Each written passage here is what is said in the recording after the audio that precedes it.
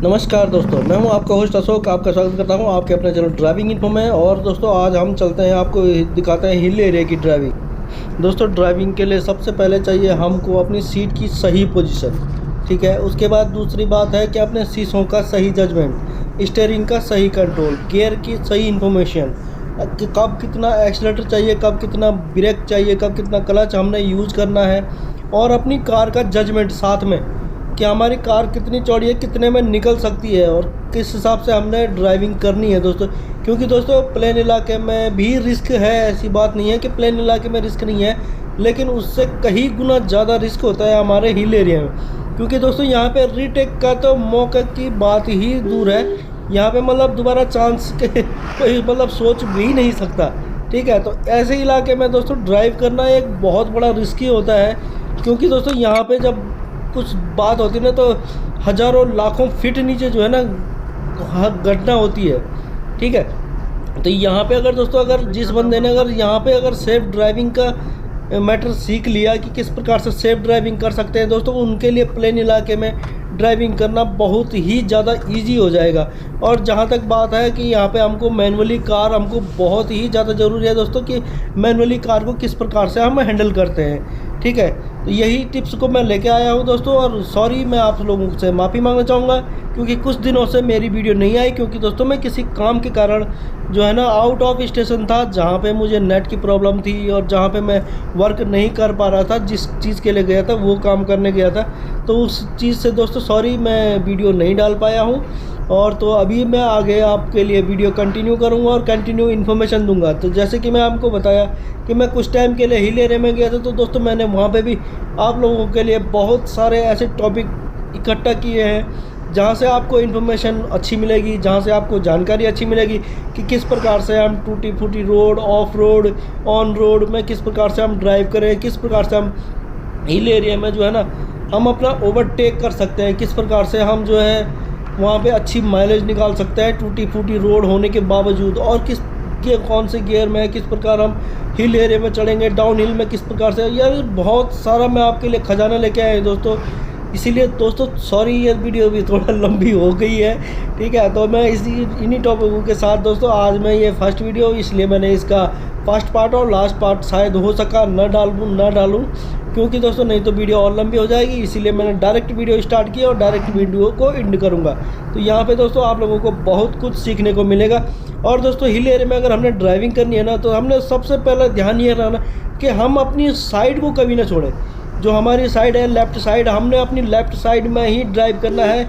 और ध्यान रखना है जो हमारे भी लेफ़्ट है, यानी कि जो पैदल चलने वाले हैं, जो साइकिल से चलने वाले हैं, बच्चे, जानवर, इन चीज़ों का हमने ध्यान रखना है। और साथ में रखना है अपनी साइड का, हमने अपनी साइड, अब जैसे ये वे है, इस वे को हम कभी ये किस लिए होती है, ये होती है दोस्तों कि यहाँ पे ओवरटेक के लिए मना है, यानी कि आपको ओनली ऑन अपनी वे में चलना है। बट क्या है कि अगर आपको रोड बिल्कुल खाली मिल रहा है आगे, तब जो कि आप कर सकते हो, ठीक है। लेकिन टर्निंग में तो बिल्कुल भी नहीं, टर्निंग के दौरान आप ये चीज़ नहीं करेंगे दोस्तों। ये मेरा वीडियो बनाने का मकसद यही है कि आप लोगों को सेफ़ और सिंपल ड्राइविंग सिखा पाऊँ, जिससे आपकी गाड़ी, आपकी लाइफ, आपकी जेब और आपका परिवार सेफ़ रहे दोस्तों, ठीक है।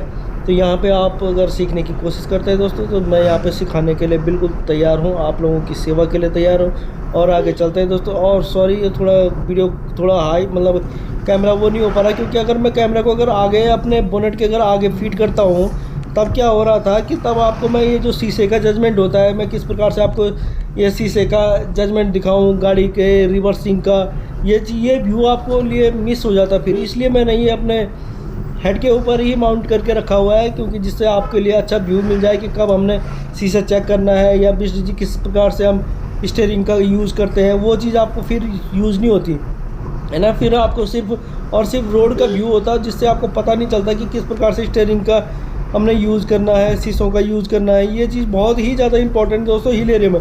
और उसके लिए साथ साथ में जब आप ऐसे ट्रैफिक इलाके में चलते हैं दोस्तों, उस समय पे हमारे अपने कार का जजमेंट, अपनी स्टीयरिंग का जजमेंट है ना, और क्लच और ब्रेक का तालमेल, कब कौन सा क्लच लगेगा या ब्रेक लगेगा, कब ब्रेक लगेगा या पहले क्लच लगेगा, कब कितना मारना है, जो तो इन्हीं टिप्सों के साथ दोस्तों मैं आया हूँ। अभी ये देखो, ये जहाँ पे हम ओवरटेक करेंगे, अभी जैसे यहाँ पे बस है, ये निकले यहाँ से, थोड़ा सा हमने गैप रखा और यहाँ पे लगाए मैंने तीसरे नंबर।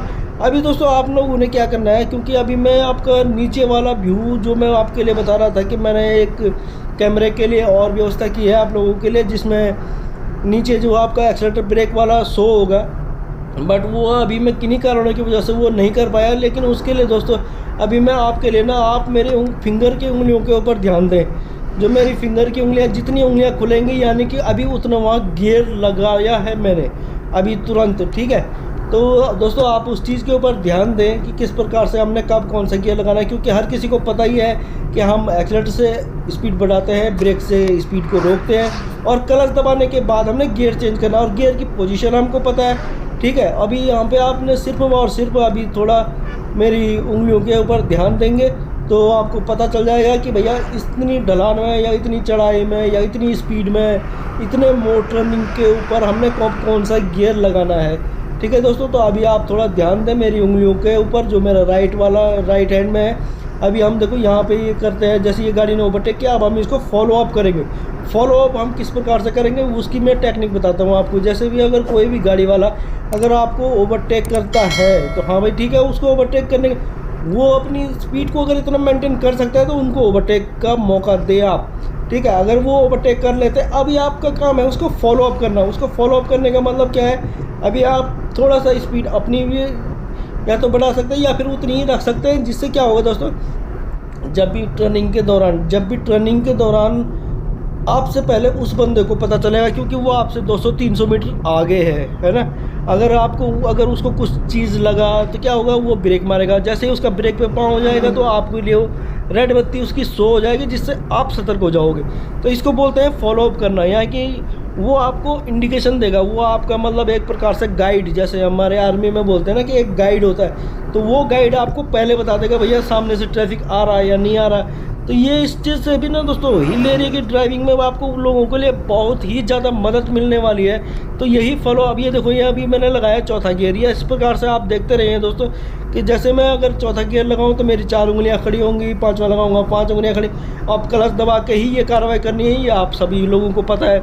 और जब हमारी स्पीड 30 किलोमीटर से ऊपर हो तब हमने पहले दबाना है क्या, ब्रेक, फिर क्लच। और अगर 30 से कम हो फिर क्या दबाएंगे, पहले क्लच एंड ब्रेक।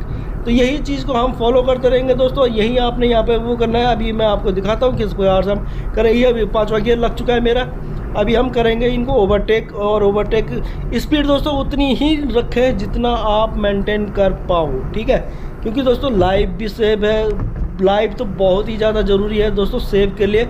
उसके साथ साथ में हमने क्या करना है, अपना टाइम भी सेव करते हैं, फ्यूल भी सेव कर सकते हैं। और आगे आने वाली वीडियो में मैं आपको बताऊंगा दोस्तों, क्योंकि दोस्तों एक हिल एरिया में क्या होता है, हिल एरिया में फ्यूल कंजम्पशन ज़्यादा होती है। इसका रीज़न क्या है भाई, गाड़ी को एक्स्ट्रा पावर लगती है, इसलिए फ्यूल कंजम्पशन ज़्यादा होता है। अब इसी को ही अगर हम बचाना चाहें तो किस प्रकार से बचाएंगे दोस्तों, इसके लिए मैं नेक्स्ट वीडियो आपके लिए बनाने जा रहा हूँ। और उसके लिए बने रहे चैनल के साथ। और अगर आपने चैनल अभी तक लाइक और सब्सक्राइब नहीं किया तो वो भी आप कर सकते हैं दोस्तों, बेस्ट इन्फॉर्मेशन के लिए, ठीक है। और यहाँ पे अभी हमारा चल रहा है 5वां गियर। और उसके लिए दोस्तों हमने यहाँ पे ना सबसे पहले, जैसे कि मैंने आपको बताया कि हमारी कार का जजमेंट होना बहुत ज़रूरी है, और स्टीयरिंग के जजमेंट के लिए दोस्तों, और कार की जजमेंट के लिए मैंने ऑलरेडी वीडियो निकाल के रखी हुई है पीछे, आप जाके चेक कर सकते हैं। और ये 5वां गियर पे चल रही है गाड़ी, और इस प्रकार से हम करेंगे। और दोस्तों बीच बीच में हम ज़रूरी है अपना शीशे को बिल्कुल ही चेक करते रहेंगे, ठीक है। शीशे को चेकिंग के साथ साथ में हम ये करेंगे।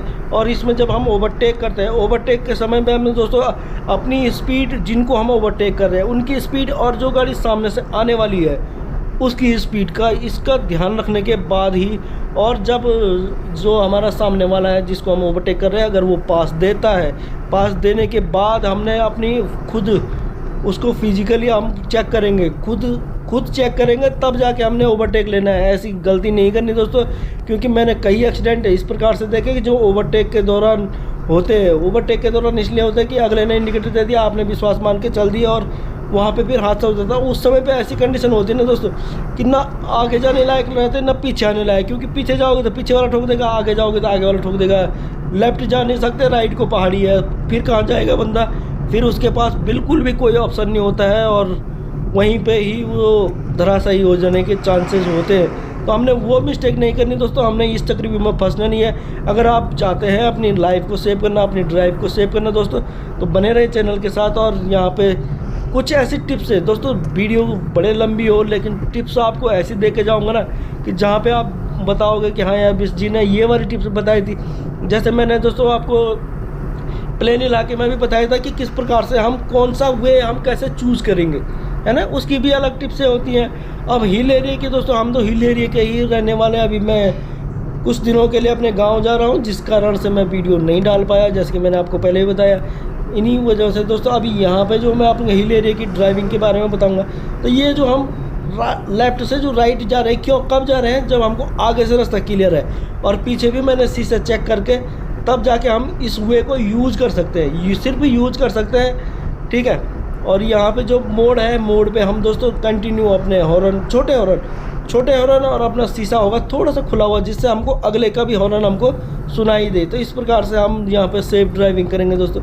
और ये अपना स्टीयरिंग का जो है ना कंट्रोल, ये बहुत ही ज़्यादा इंपॉर्टेंट है। और जैसे कि मैं आपको बताना चाह रहा हूँ, ये जो जजमेंट है ना दोस्तों, यहाँ पे ये हमने जो कार का जजमेंट के ऊपर, अभी देखो अभी यहाँ पे थोड़ा कच्ची रोड आ गई है, अभी तक थी थोड़ा मजबूत सड़क, पक्की सड़क थी, अब हम चले गए कच्ची सड़क पे। अब यहाँ पे अब लग गया मेरा चौथा गियर में हम किस प्रकार से भाई साहब को करेंगे ओवरटेक। बट यहाँ पे ओवरटेक का मुझे नहीं लगता कि चांस मिलेगा, क्योंकि रोड सक्रिय है और सामने से भी ट्रैफिक आ रहा है। और दोस्तों ऐसी जगह पे ना फंसना यानी कि बहुत बड़ी दिक्कत हो जाती है फिर, क्योंकि जगह किसी के पास भी नहीं है और टाइम भी किसी के पास नहीं है ना, हर आदमी। और डिस्टेंस अपना मेंटेन करके रखेंगे दोस्तों।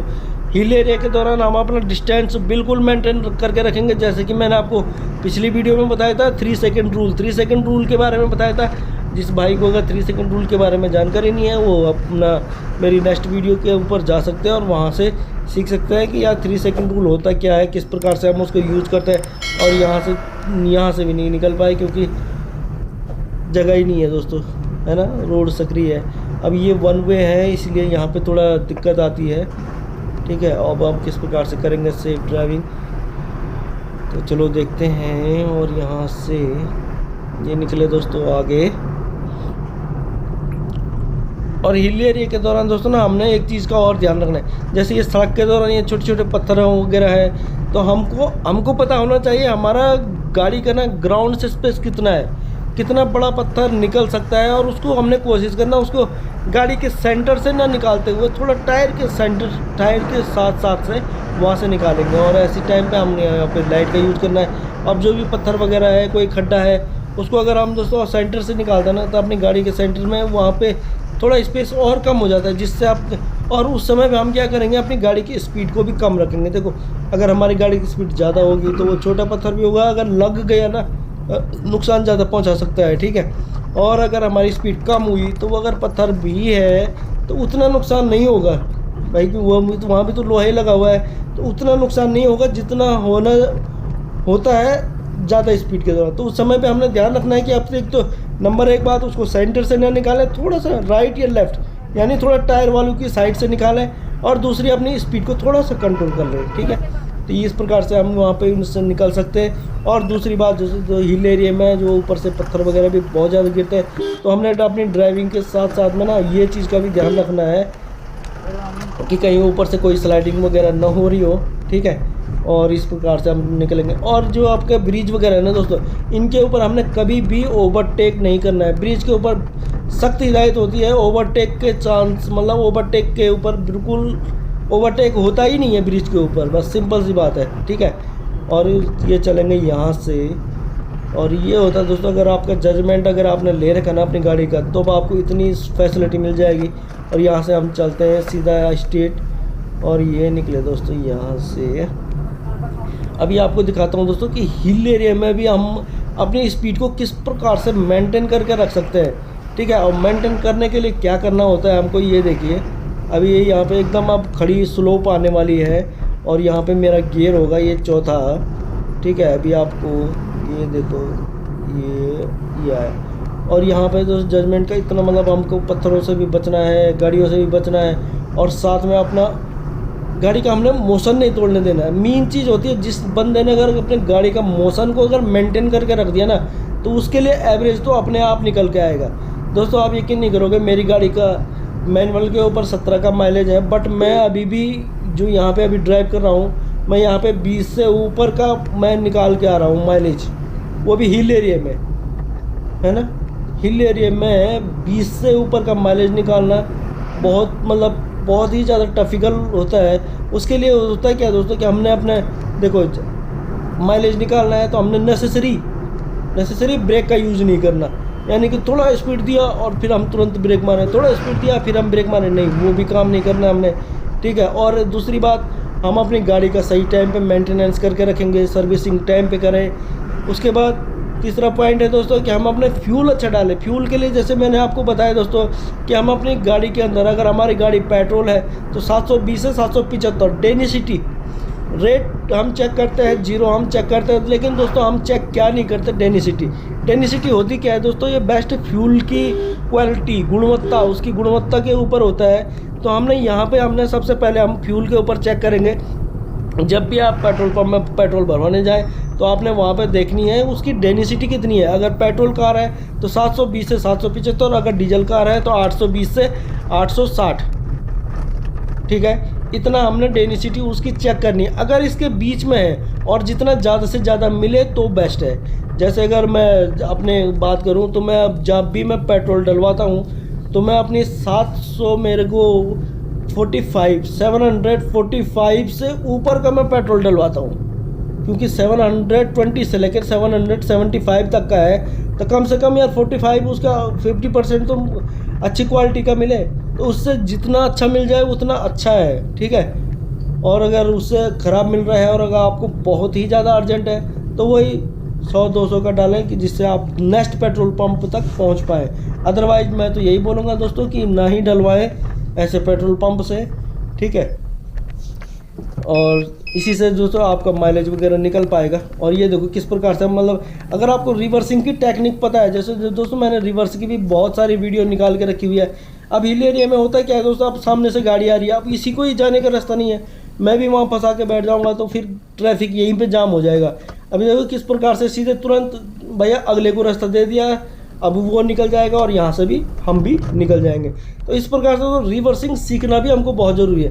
अगर दोस्तों जिस दिन हमने अपनी कार की रिवर्सिंग सीख ली, पार्किंग सीख ली, कार का जजमेंट सीख लिया, स्टीयरिंग का जजमेंट सीख लिया, है ना, क्लच का, ब्रेक का, एक्सीलेटर का कब कितना तालमेल देना है, यही तो है ड्राइविंग। और है क्या ड्राइविंग में, और कुछ भी नहीं रखा हुआ है दोस्तों। लेकिन इनको सीखने के लिए दोस्तों हमको रिदम से एक साइड से फर्स्ट ही दिन हम 12 क्लास की क्लास या BA MA की क्लास नहीं कर सकते, बट हमको फर्स्ट से अपना ABCD करके यहाँ पे दोस्तों मैं हर प्रकार के वीडियो बनाता हूँ जहाँ पे आपको बहुत सारी बारीक इन्फॉर्मेशन देता हूँ जिससे हमारी ड्राइविंग सेफ होती है। किस प्रकार से हमने रिवर्स करना है शीशों की मदद से, किस प्रकार से हमने कार का जजमेंट लेंगे जिससे हमारे टायरों का सही जजमेंट मिल जाए, है ना। तो इसके लिए दोस्तों आप चैनल को लाइक और सब्सक्राइब कर सकते हैं। अगर आपको वीडियो पसंद आए तो इसको अपने फ्रेंड सर्कल में भी शेयर कर सकते हैं, जिससे उनकी भी लाइफ सेव हो और वो भी सही ढंग से ड्राइव करना सीख पाए। तो दोस्तों नेक्स्ट वीडियो में आपके लिए बहुत ही इंपॉर्टेंट वीडियो लेके आने वाला हूं, जिसमें मैं आपको बताऊंगा कि जैसे हम हिल एरिया में हम यहाँ पे चल रहे हैं तो किस प्रकार से हम अपना सेफ ढंग से हम ओवरटेक करें, किस प्रकार से हम सेफ ड्राइविंग कर सकते हैं, और बहुत सारी उससे और भी हटके बहुत सारे टॉपिक उसके अंदर आने वाले दोस्तों। तो उस वीडियो के लिए बने रहें चैनल के साथ। मिलते हैं दोस्तों इसी प्रकार नेक्स्ट वीडियो, नेक्स्ट टॉपिक और नेक्स्ट कार में। तब तक दोस्तों खुश रहे, स्वस्थ रहे, धन्यवाद। और अपना ख्याल रखें, अपने परिवार का ध्यान रखें। Okay, bye bye.